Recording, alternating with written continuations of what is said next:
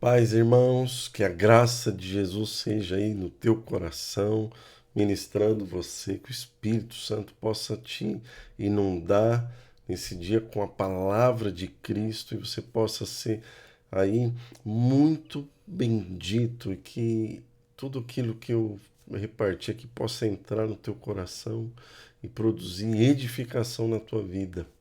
Quero falar sobre a nossa condição como pecadores, né?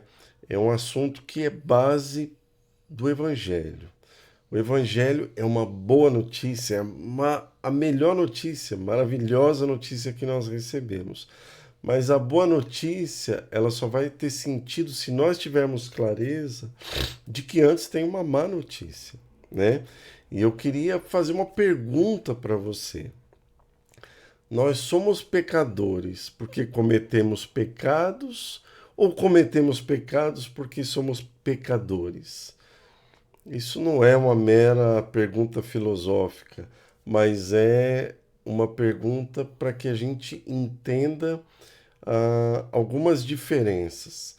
Se eu disser que eu sou pecador porque eu cometo pecado, eu estou dizendo assim, eu até que sou uma pessoa boa, mas o problema são as coisas ruins que eu faço. Então, essa não é a melhor resposta, ou seja, ela é a resposta errada. Nós não somos pecadores porque cometemos pecados, mas nós só cometemos pecados porque nós somos pecadores, né? E eu quero entrar aqui e tocar um tema com vocês que fala justamente sobre o pecado.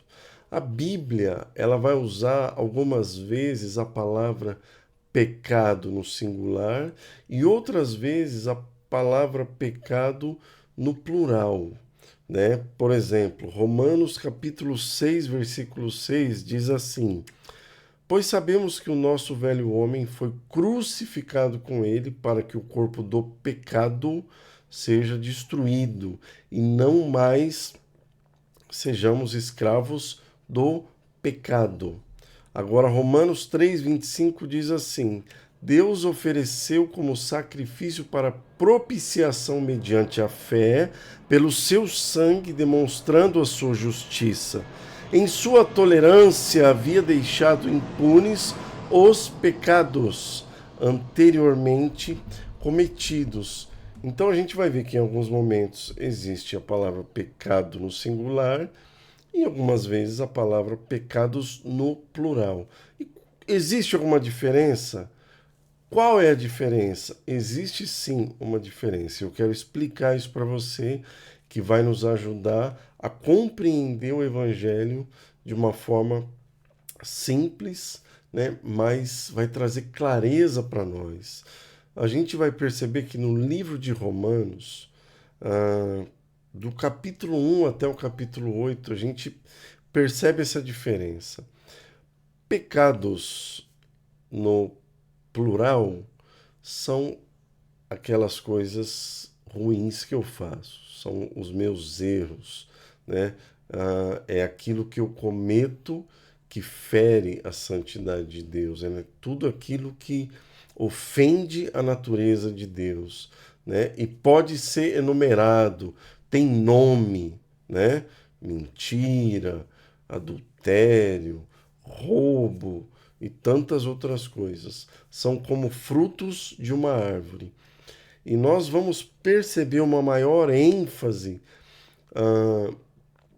nos pecados, ou seja, nas ações, desde o primeiro capítulo até o capítulo 5 de Romanos, né?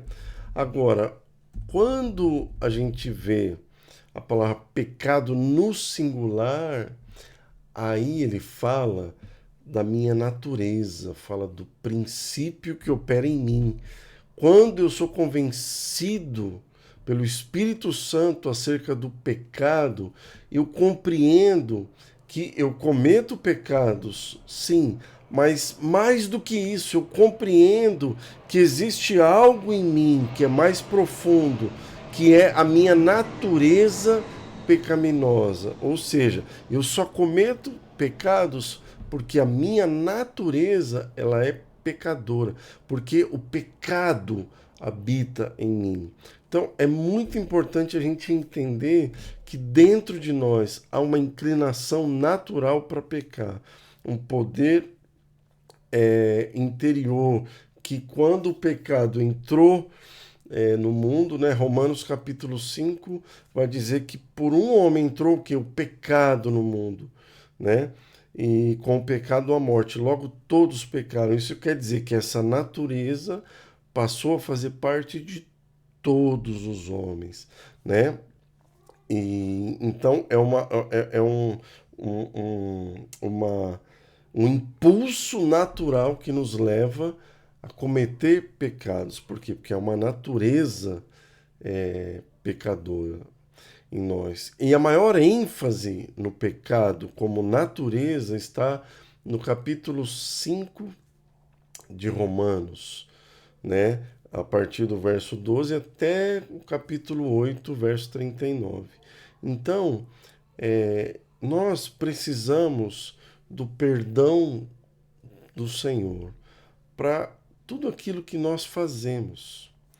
Mas é tão importante quanto receber o perdão por aquilo que nós fazemos é nós buscarmos sermos libertos dessa natureza.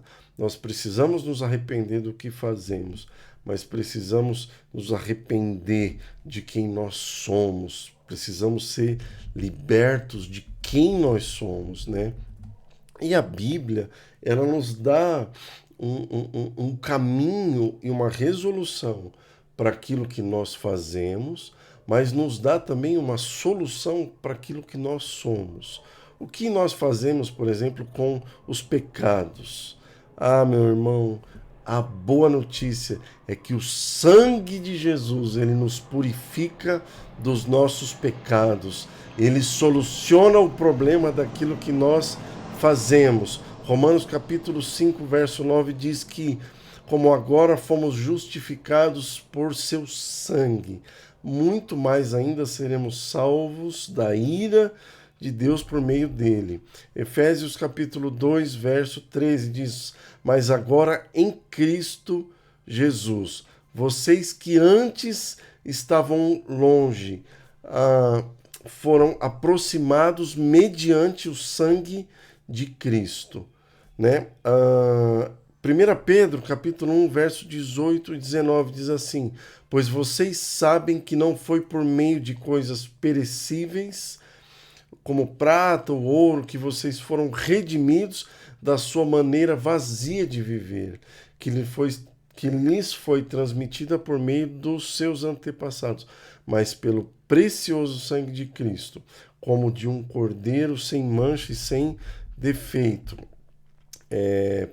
1 João 1,7. Se, porém, andarmos na luz como ele está na luz, temos comunhão uns com os outros, e o sangue de Jesus, seu Filho, nos purifica de todo pecado, né?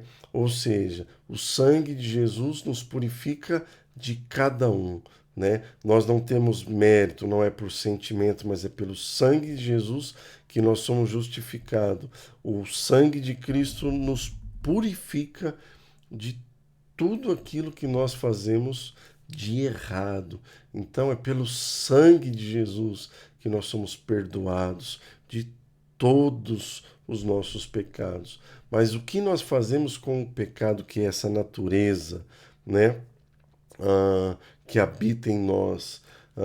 Como nós vamos tratar com essa essência? Nós já vimos que o sangue de Jesus trata com a consequência, né? Como se fosse os frutos, mas nós precisamos de buscar resolver a questão que está na raiz, né? O sangue, ele trata com o que fazemos, mas o que vai tratar com a nossa natureza, né? Com a nossa essência?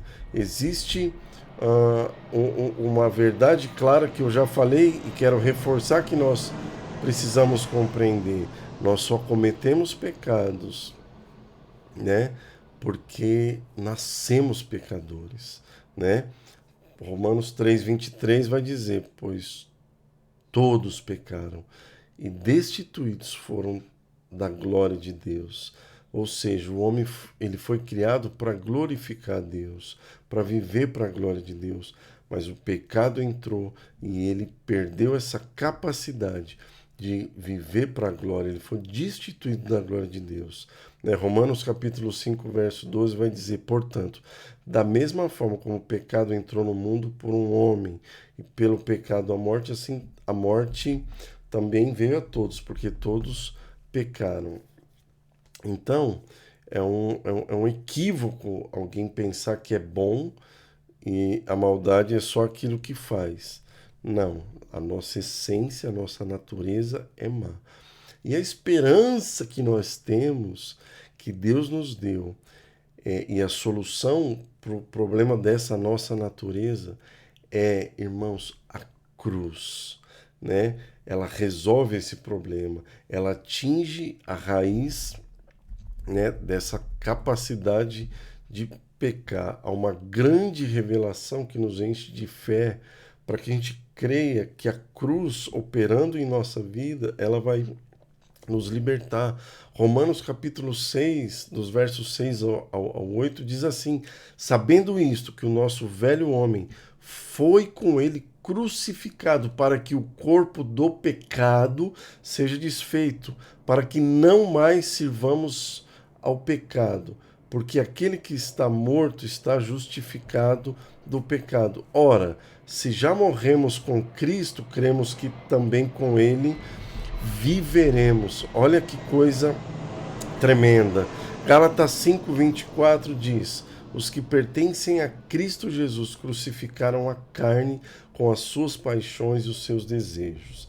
Então, essa natureza pecadora fala da nossa carne que inclina-se para o pecado, né? E o texto de Romanos que eu acabei de ler é que ele traz para a gente uma revelação muito maravilhosa. É que Cristo, ele não apenas morreu por nós na cruz, mas o texto deixa claro que quando ele morreu na cruz por nós, ele também nos levou consigo para a cruz. O que isso quer dizer? Que essa nossa velha natureza foi crucificada com ele, porque está escrito que o nosso velho homem foi com ele crucificado, para que o corpo do pecado seja desfeito e não mais sejamos o quê? Servos, escravos do pecado. Ou seja, a nossa natureza foi crucificada com ele. E aqui está o tempo desses verbos que foi crucificado. Ele está no modo verbal no passado e quer dizer que foi feito de uma vez para sempre, eternamente. Nós fomos levados à cruz com ele, o nosso velho homem já morreu com ele. Então, nós precisamos nos apropriar dessa verdade. Romanos capítulo 6, do versos 11 até o verso 14, diz assim: da mesma forma, considerem-se mortos para o pecado, mas vivos para Deus em Cristo Jesus. Portanto, não permitam que o pecado continue dominando seus corpos mortais, fazendo que vocês obedeçam aos seus desejos. Não ofereçam os membros do seu corpo ao pecado, como instrumentos de injustiça. Antes ofereçam-se a Deus como quem voltou da morte para a vida, e ofereçam os membros do seu corpo a Ele, como instrumentos de justiça, pois o pecado não os dominará, porque vocês não estão debaixo da lei, mas sim debaixo da graça. Nós precisamos abraçar a verdade, o fato de que nós estamos mortos para o pecado e nós precisamos nos considerar mortos para o pecado. E é interessante que não é me considerar morto para morrer, mas é porque eu já estou morto, eu simplesmente me aproprio dessa verdade, de que eu estou morto para ele. O que isso quer dizer? Eu quero encerrar aqui com essa afirmação. O pecado, ele ainda está vivo, mas o servo dele morreu, porque dentro de mim agora não mais vivo eu, mas Cristo vive em mim. Eu sou uma nova criatura em Cristo. Então eu quero que você receba essa palavra e se aproprie da obra de Cristo através da sua cruz e através do seu sangue, né, que trata com a nossa natureza, mas também nos purifica de todo o pecado que nós cometemos. Então, recebe aí essa porção maravilhosa do Evangelho na tua vida, em nome de Jesus, e até a próxima.